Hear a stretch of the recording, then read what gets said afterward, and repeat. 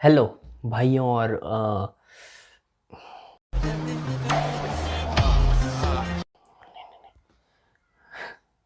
Hello guys, welcome back to sigma book. क्योंकि आप सब जानते हैं कि आपके जो पेपर है पास आ रहे हैं, काफ़ी पास आ गए हम तो अब रिवीजन स्टार्ट कर देना चाहिए। अब तो इट्स हाई टाइम, अब तो कर ही देना चाहिए, है ना। तो हम लोगों ने एक सीरीज़ निकाली है वन शॉट रिवीजन, जिसमें अलग अलग एजुकेटर्स आपको अलग अलग सब्जेक्ट्स के बारे में वन शॉट रिवीजन कराएंगे 10 से 15 मिनट के अंदर एक चैप्टर का। मेरा नाम है क्षितिज और मैं आप लोगों को इकोनॉमिक्स का रिवीजन कराऊंगा with full fun creative and हंसी मजाक में। हंसी मजाक में मत लेना उसको, सच में अच्छा पढ़ाऊंगा मैं, ठीक है। So let's get started. सबसे पहले आज हम बात करने वाले हैं डेवलपमेंट के बारे में। डेवलपमेंट, जैसा कि आप सभी देख सकते हैं, दिस इज डेवलपमेंट। कोई भी एग्जिस्टिंग चीज़ से आप कोई चीज़ अगर एडवांस लेवल पे लेके जाते हैं तो वो डेवलपमेंट है। या दैट्स इट, इतना छोटा सा सिंपल सा मीनिंग है। The process of creating something more advanced. कोई एग्जिस्टिंग चीज़ को अगर अपडेट करते हैं तो वो मोर एडवांस हो जाती है, तो वो डेवलपमेंट है। डिफरेंट पीपल में have different development goals. Exactly, ज़रूरी नहीं है कि आपके लिए जो डेवलपमेंट है वो मेरे लिए भी डेवलपमेंट हो। सपोज़ अगर मेरे सब्सक्राइबर्स बढ़ जाते हैं, या आई मीन हमारे सब्सक्राइबर्स अगर बढ़ जाते हैं, उससे आपका क्या डेवलपमेंट है? सारा डेवलपमेंट तो मेरा ही है। कौन सा मुझे जो सैलरी मिलेगी वो आपके साथ शेयर करने वाला हूँ क्योंकि मेरे सब्सक्राइबर बढ़ गए हैं। इतना अच्छा तो देखो मैं भी नहीं हूँ ना, कोई भी है, ठीक है। तो डिफरेंट पीपल में have different development goals which is so true. ये चलो हो गई कॉमेडी वाली बात।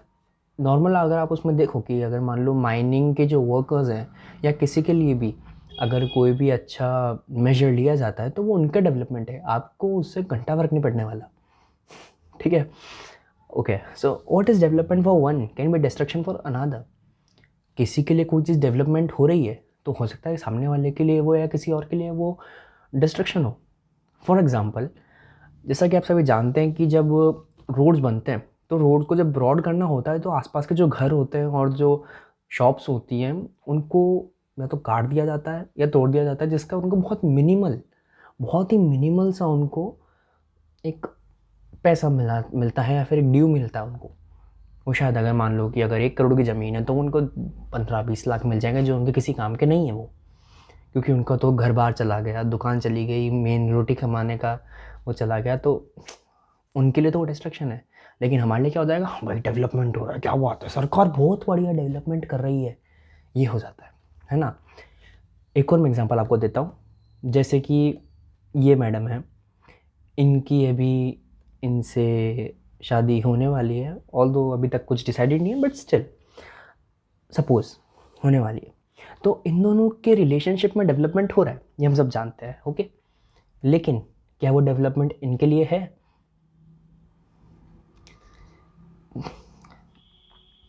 Okay, now let's move to the next topic, income and other goals. देखो यार, एक नौकरी के अंदर ना या किसी में भी सिर्फ पैसा सब कुछ नहीं होता है, ठीक है।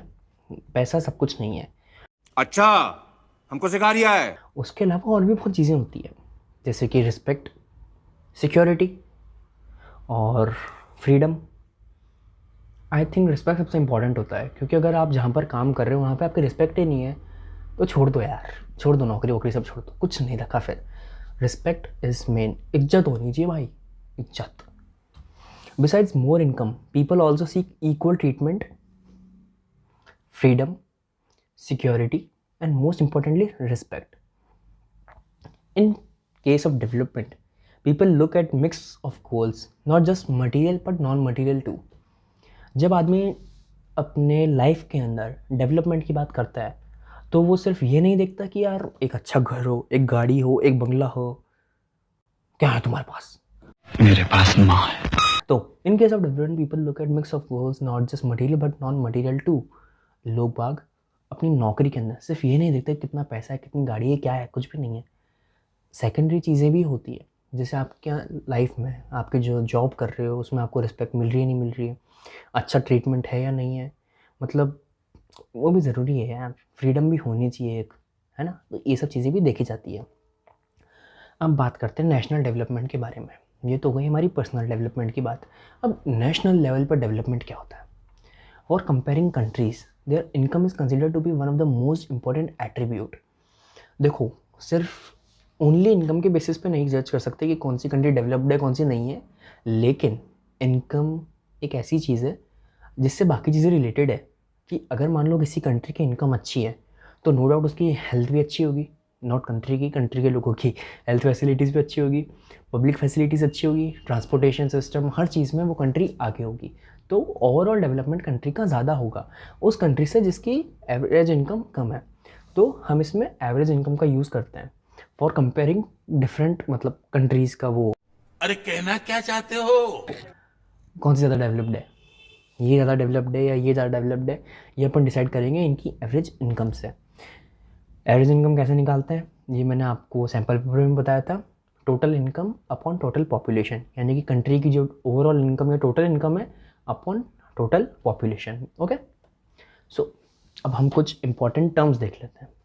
Infant mortality rate IMR, children that die before age of 1 year as proportion of 100 live children born in that particular year। IMR क्या होता है, जब बच्चा 1 साल की उम्र से पहले मर जाता है उसके प्रपोर्शन में हम देखते हैं कि 100 बच्चे जो ज़िंदा हैं उस पर्टिकुलर ईयर में जो बॉर्न हुए थे, तो वो हमें बताता है इन्फेंट मोर्टेलिटी रेट।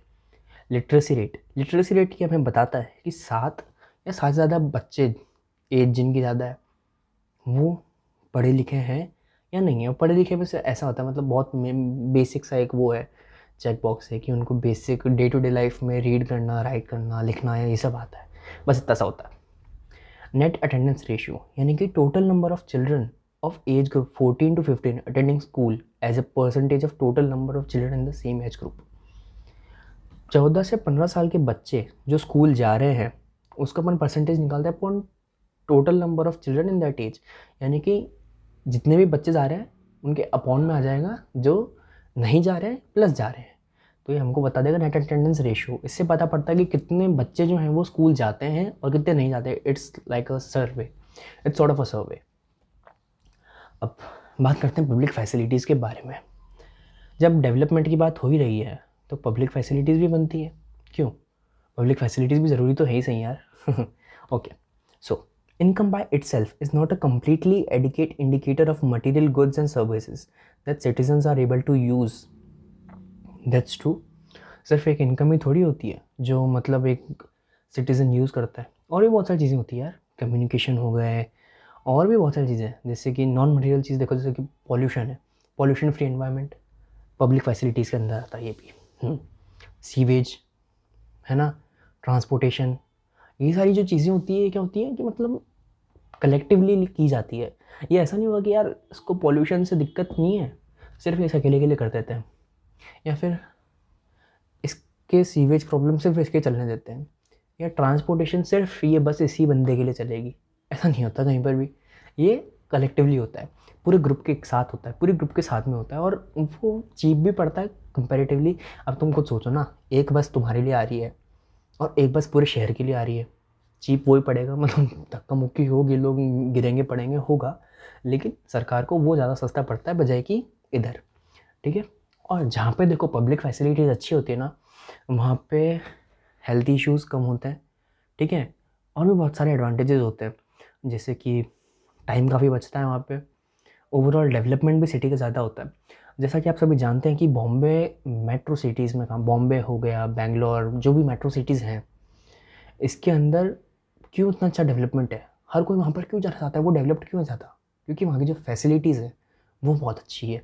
वहाँ पे जैसे हेल्थ के लिए जो फैसिलिटीज़ या जो हॉस्पिटल्स हैं वो सिर्फ अपने यहाँ पे नहीं होंगे, या फिर वहाँ पर जैसे स्कूलिंग है, एजुकेशन है, वो अपने यहाँ पे नहीं होगा, ऐसा है ना। तो that's the thing, public facilities play a vital role in development. Now actually मेरे समझ में नहीं आ रहा था कि मैं क्या नाम दूँ इस टॉपिक को। सस्टेनेबल डेवलपमेंट के बारे में बात कर रहे हो और ह्यूमन डेवलपमेंट रिपोर्ट के बारे में, इसलिए मैंने लिख दिया क्या नाम दूँ टॉपिक को। यही चलता है, देखो प्रोफेशनल तो है नहीं हम लोग।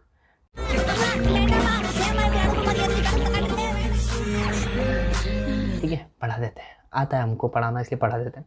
तो सस्टेनेबल डेवलपमेंट क्या होता है?